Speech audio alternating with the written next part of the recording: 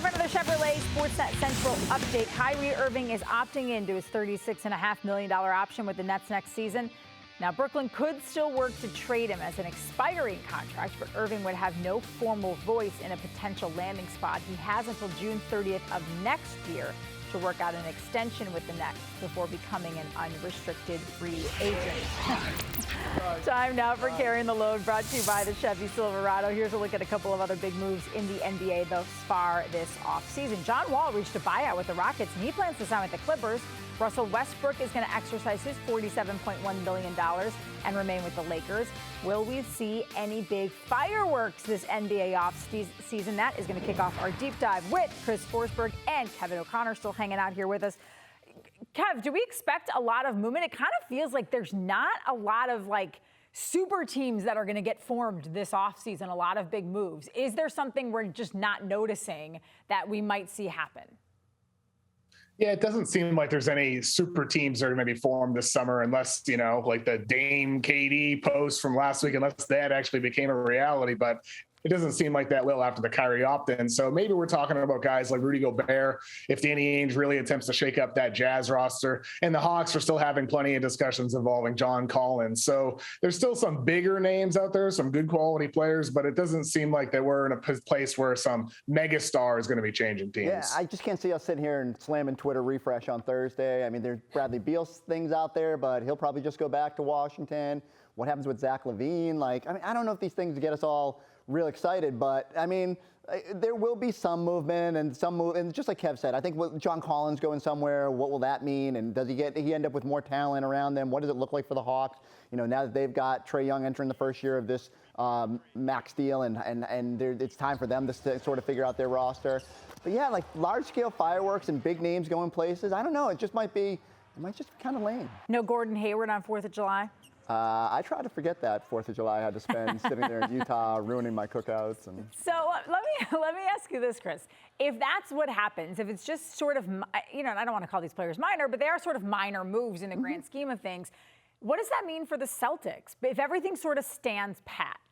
So if it stands pat, you can't just come back and be like, you're in the mix just because nothing big changed around you. You're still going to have to get better in terms of, I'd look at the Bucks. Chris Middleton coming back. By just being healthier, they're more talented. The Nets, we just talked about it. They could be more talented just if they can get their act together.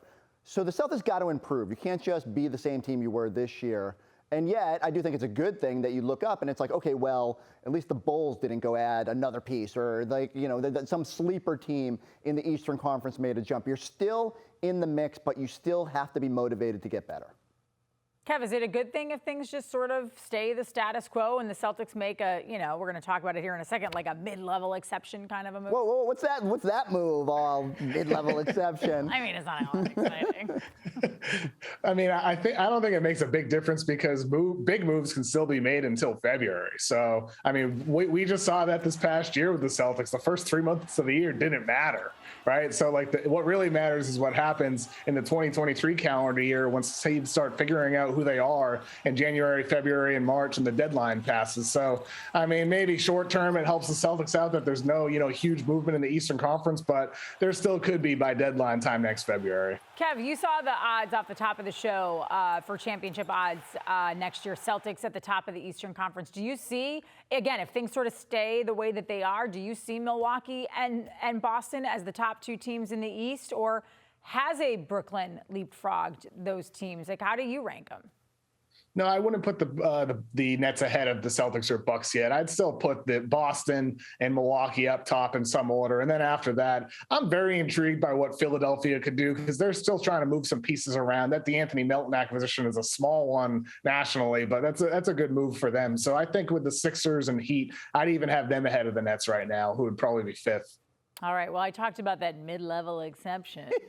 Very exciting stuff, guys. about that thing? They could use, though, the mid-level exception the Celtics can to improve their roster. In fact, Chris Forsberg took a lot of time to write all about some of these guys that they could acquire. Wait, most of these guys I said they couldn't get. NBCSportsBoston.com. Here's some of the name he tosses out. Kyle Anderson, Bruce Brown, Caleb Martin, Wesley Matthews, you said is a possibility. Patty Mills, you said is a possibility. T.J. Warren, I think you said is a little bit of a reach.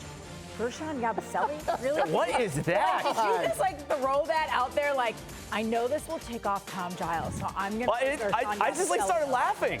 I was like, wait a second.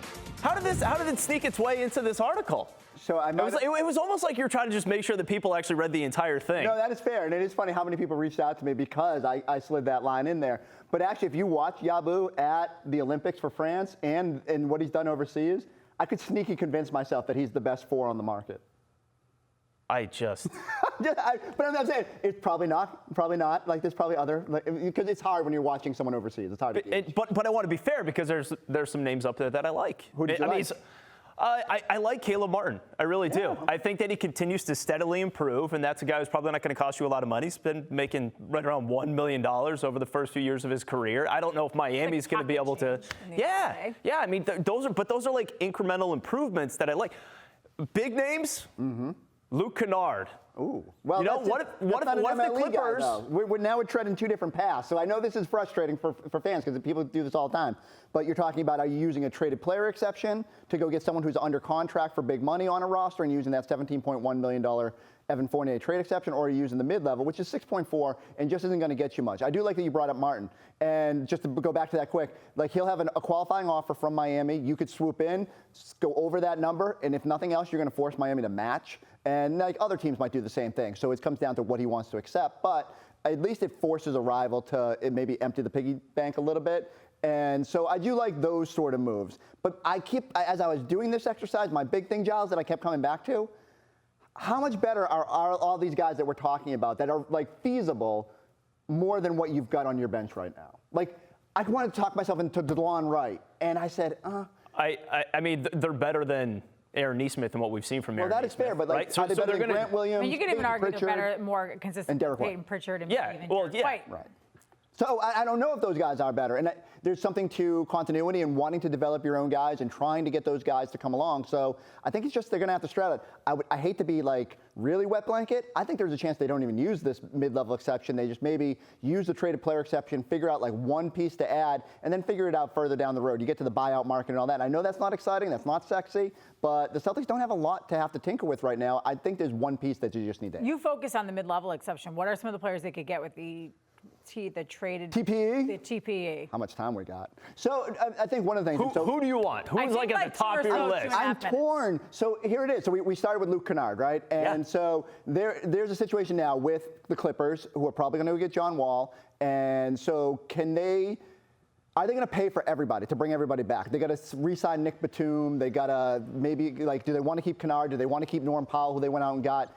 So there's a lot of money committed. Steve Ballmer can write big checks that the Celtics might not necessarily be writing. So maybe they just bring everybody and try to be a championship contender and Kawhi's back and all that fun stuff. But if they are going to move off it, Kennard has size and shooting. Doesn't defend great, but it can be serviceable. So him, Herter, like all the names we keep throwing Kentavious out. Caldwell-Pope? I know people keep bringing him up. I don't mind it. Like Kuzma, maybe. Sure. I like the size. If you need scoring, Brad Stevens talked about scoring. Those guys can all score the ball. Why do you like Kennard so much? I know you've kind of been on the Kennard train too. Yeah, That's why. 45% three-point shooter. Yeah. Historically, I mean, for his career, he's over 40% from three. So if you guys can just come off the bench and get you a quick bucket, like that's I love the idea of that. I'm just curious what they would have to give up in return to acquire Luke Kennard. And so that's what it comes down to. Is a team like the Clippers, who can spend, probably doesn't want just draft picks, right? But maybe a team like Atlanta that's trying to shed money is more willing to get off a Herter and at a lesser price. So you only have to give up a second-round pick or something like that. So it just comes down to the balance of what teams are seeking. You might have to wait for teams to make their first move and then try to pounce. And I mean, it's much more fun with the mid-level because you don't have to wait. You can just go after guys you want. There's one guy on that list that didn't get popped up there, Gary Harris, had a kind of a bounce-back year in Indiana. I mean, with Orlando, he's an Indiana guy, which is why Brad Stevens might like him. He shot like 45% from the corner, defends at a high level. But it just hasn't been consistent since he signed a big money deal in Denver. So, it's all about a bunch of a dice roll. Yeah, and that's, I think, what's a little like not very enticing. Like, who wants to roll the dice when all you need is just one more chip? Do you got someone you like? Chip to win. You need one more chip to win. Well, it's not. It doesn't really feel like it's Alec Burks to me, who we were going to talk about, but we were. You had Wesley Matthews on there. There's a Marquette guy, right? Well, I like Wesley Matthews' grit.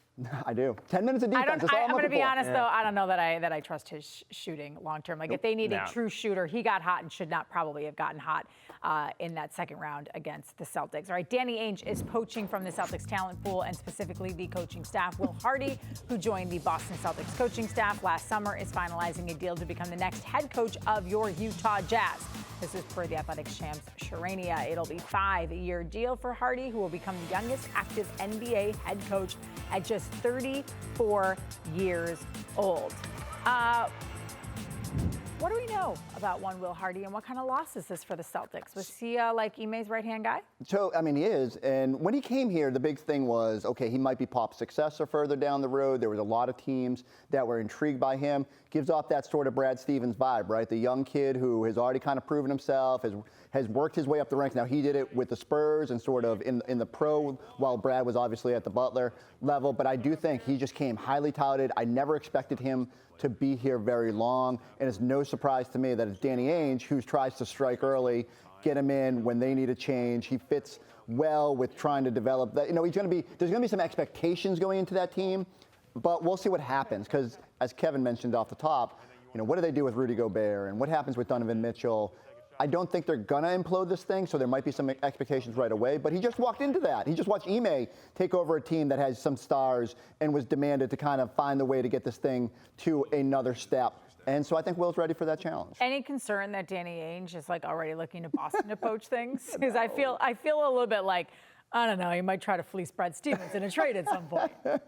It is fair to worry about. I just think this is a weird coincidence that this is someone that Danny really wanted, and it just happens to be from the Celtics. But no, I wouldn't worry about him swooping in and taking all your favorite pieces. He's not coming after Jason Tatum or Jaylen Brown.